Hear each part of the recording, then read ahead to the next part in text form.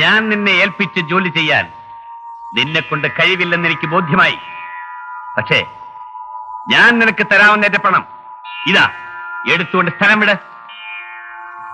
അവന്റെ ഒരു രോമത്തിൽ തൊടാൻ പോലും നിന്നെ കൊണ്ട് സാധിച്ചില്ല. വരവ് പുലിയെ പോലെ അല്ലായിരുന്നു. ഞാൻ പുലി തന്നെയാണടാ. പുലി പോലും നിന്നെ കൊണ്ട് ഒരു ചുക്കും ചെയ്യാൻ സാധ്യമല്ലടാ. സൂക്ഷിച്ച് സംസാരിക്കണം. വെറുതെ നിന്ന് പ്രസംഗിക്കാതെ. ഞാൻ നിന്നെ ഇവിടെ കൊണ്ടുവന്ന് എന്തിനാണെന്ന് ഓർമ്മയുണ്ടല്ലോ? മിസ്റ്റർ പിള്ളേ, എനിക്ക് നല്ലവണ്ണം ഓർമ്മയുണ്ട്. എന്റെ ജീവിതത്തിന്റെ ഏക ലക്ഷ്യം ഒരു കൊലപാതകമാണ്. ഞാൻ അവനെ ഇന്നും തേടിക്കൊണ്ടിരിക്കുന്നു. എന്റെ കൈകൊണ്ട് ആദ്യമായി ചെയ്യുന്ന കൊലപാതകം അതായിരിക്കണമെന്ന് എനിക്ക് നിർബന്ധമുണ്ടായിരുന്നു. വാസു, ഇതൊന്നും എനിക്ക് താല്പര്യമുള്ള വിഷയങ്ങളല്ല. ശേഖരമുള്ള വാക്കുകളിലല്ല, പ്രവൃത്തിയിൽ മാത്രം വിശ്വസിക്കുന്നവനാണ്. അച്ഛനെ ഭ്രാന്തണ്ട. ഇതൊന്നും നടക്കാൻ പോകുന്നില്ല.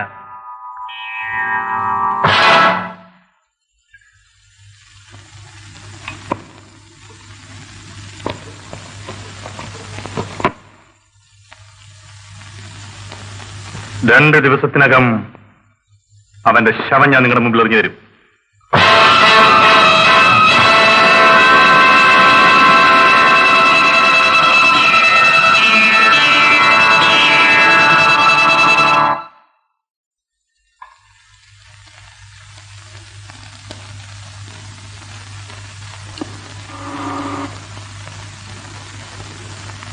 മീനു?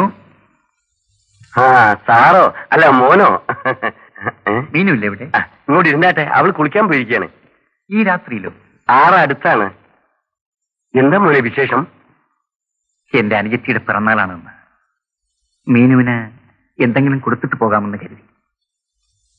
മീനുവിന്റെ പ്രായമാണ് എന്റെ അനുജത്തിക്കും. അങ്ങക്ക് വിരോധമില്ലെങ്കിൽ? അയ്യോ, വിരോധമോ? നല്ല കാര്യായി. അവൾ ഇപ്പൊ വരും. മോൻ തന്നെ നേരിട്ട് അങ്ങ് കൊടുത്താട്ടെ. അല്ലെങ്കിൽ വേണ്ട, മോനെ ഇരിക്കെ, ഞാൻ പോയി ഇതേ ഇപ്പൊ കൂട്ടിക്കൊണ്ടുവരാം.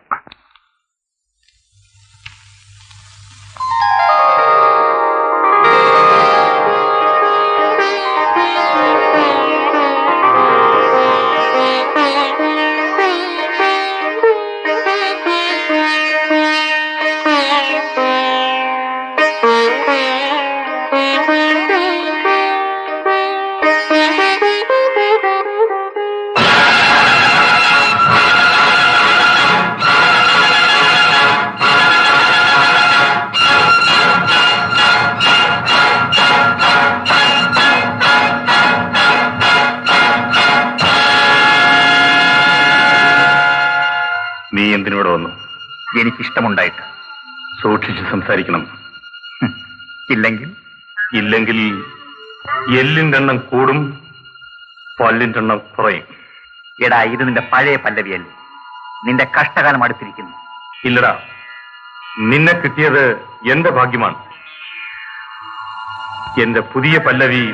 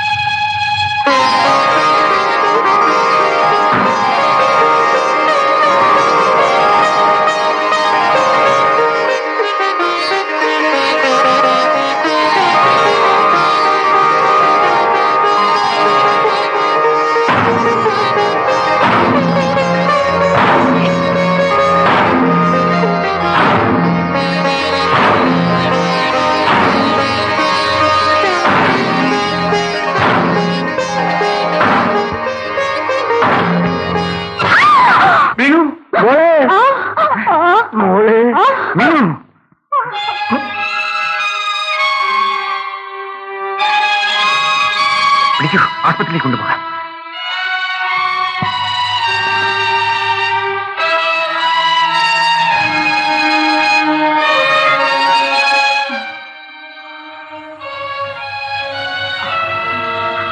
മോളെ,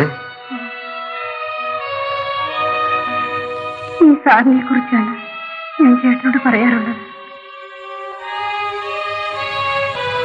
ഈ സാറാണ് എന്റെ ജീവൻ രക്ഷിച്ചത്. നീ സംസാരിക്കാതെ കിടക്ക്. മാസ്റ്റർ, ഈ ഫോട്ടോ ഇവിടെ എങ്ങനെ വന്നു?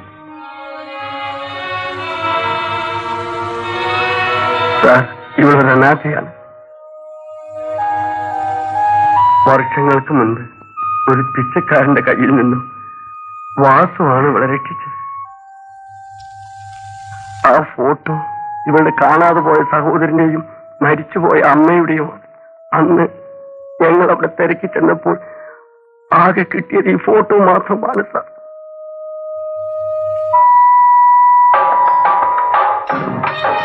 മാസ്റ്ററെ, ആ സഹോദരൻ ഞാൻ തന്നെയാണ്.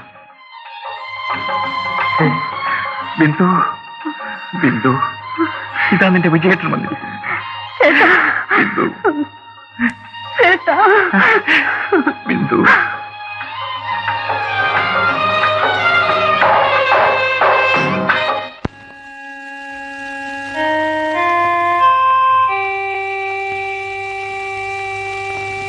ഉഷയെ നിങ്ങൾക്കെങ്ങനെ അറിയാം? പറയാം, അതൊരു കഥയാണ്.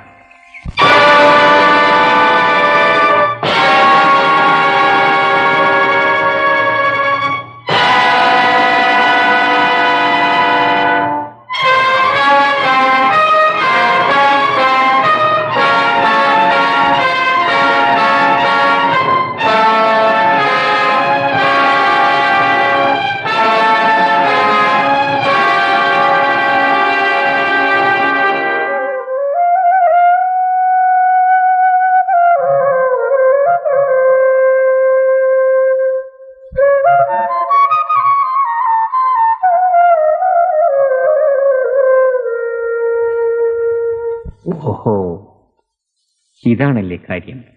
എങ്ങനെയെങ്കിലും എന്നെ രക്ഷിക്കണം സാർ. ശരി, സമാധാനമായിരിക്കും.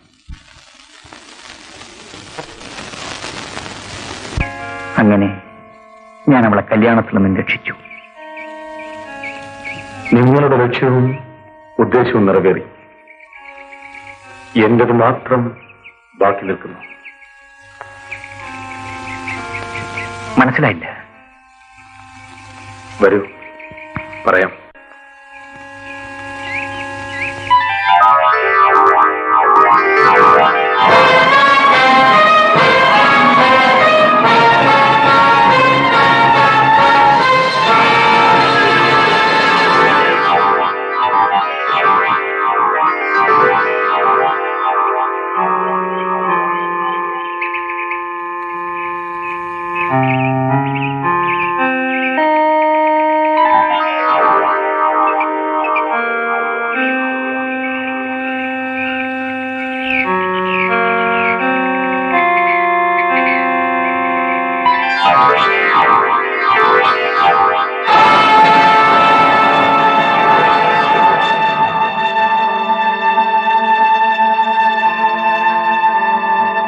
ഈ മാല ഏതാണെന്നറിയാമോ?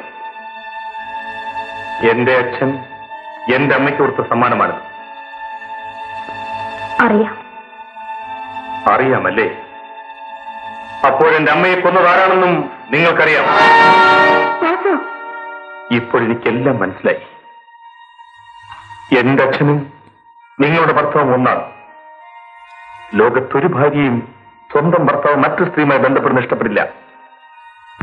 എന്റെ അമ്മയുടെ മരണത്തിൽ നിശ്ചയമായി നിങ്ങൾക്കും പങ്കുണ്ട്. ഇല്ല, എനിക്കൊരു പങ്കുമില്ല. പച്ചക്കള്ളം. ഈ ഫോട്ടോയിൽ തൊട്ട് നിങ്ങൾക്ക് സത്യം ചെയ്യാമോ നിങ്ങൾക്കതിൽ പങ്കില്ലെന്ന്? പറയൂ, എന്റെ അമ്മ എന്തിനു കൊന്നു? ആരാണ് കൊലയാളി? എനിക്കവനെ കാണണം, അവനോട് പകരം വീട്ടണം. എങ്കിലും എന്റെ അമ്മയുടെ ആത്മാവിന് ശാന്തി കിട്ടും. പറയാൻ!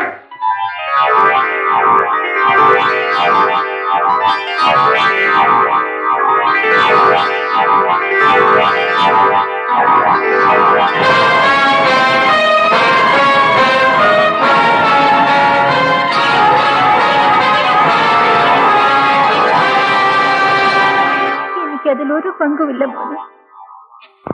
ആ രാത്രിയിൽ തന്നെ വിഷം കലർന്ന പാല് കഴിച്ചാണ് എന്റെ അച്ഛനും മരിച്ചത്. പാല് കൊണ്ടുവച്ചത് ഞാനാണ്.